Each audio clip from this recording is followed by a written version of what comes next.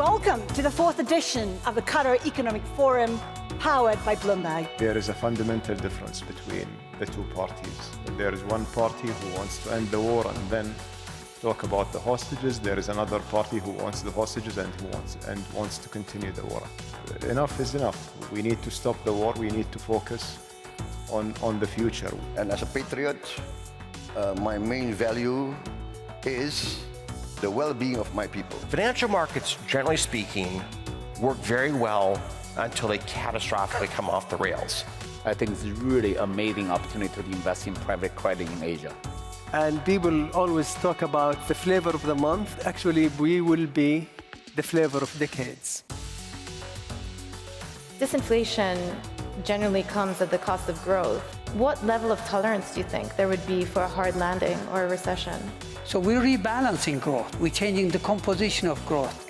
What we are pursuing is sustainable high growth, not boom and bust episodes.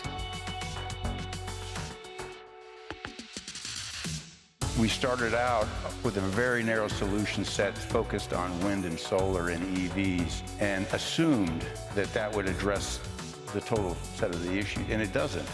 We're talking about the challenges in connecting the African continent. They're challenges, but they're also opportunities.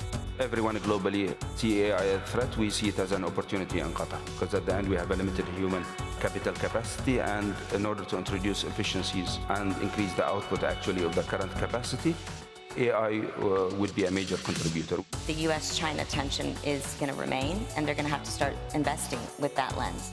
For us, the end goal then is to make sure that everyone, everywhere, has the opportunity to realize their full potential. We don't yet know what the future will look like. There's no doubt that AI is changing the world.